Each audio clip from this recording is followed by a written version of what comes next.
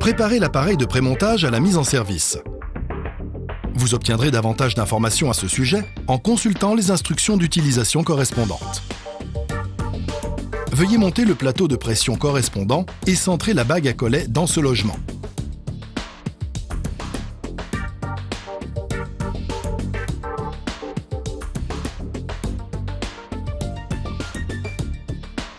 Afin de réduire les forces de frottement, il est nécessaire d'appliquer ensuite un lubrifiant sur la bague à collet au niveau des dents et du joint cylindrique. Faites glisser la plaque de la bride Sako sur le tube. Introduisez maintenant le tube par l'orifice dans la plaque avant de l'appareil de prémontage tout en appuyant la bague à collet contre le plateau de pression. L'ébavurage de la bague à collet permet de centrer le tube. Placez ensuite le mort de serrage autour du tube. Le mort de serrage doit être positionné entièrement dans la plaque avant.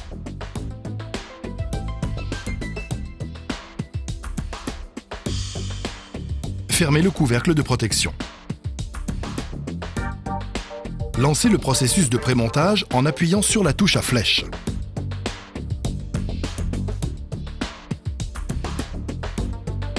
La bague à collet est alors chassée dans le tube jusqu'à ce que l'espace entre sa bordure et l'extrémité du tube soit de 1 à 5 mm. La largeur de la fente dépend de l'épaisseur des parois du tube choisi.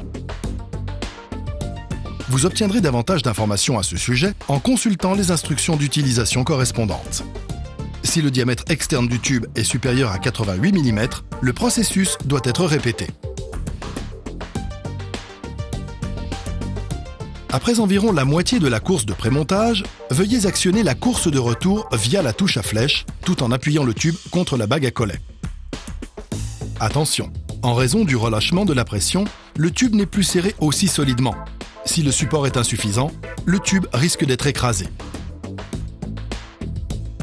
La position finale, une fois atteinte, faites glisser de nouveau le mort de serrage dans la plaque avant de façon à ce que l'ensemble se retrouve au même niveau. Actionnez maintenant l'avant-course et terminez le prémontage.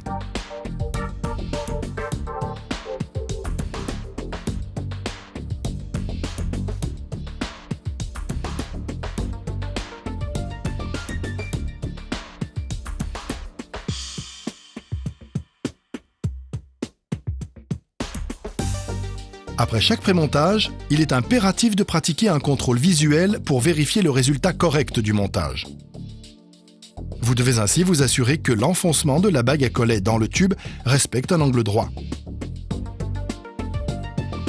Une fente particulièrement large due au retour élastique du matériau n'a aucune influence sur le fonctionnement. Si, une fois le montage effectué, la bague à collet tombe du tube évasé, cette dernière doit être nettoyée puis peut être réintroduite manuellement sur le tube. La même bague à collet doit impérativement être utilisée.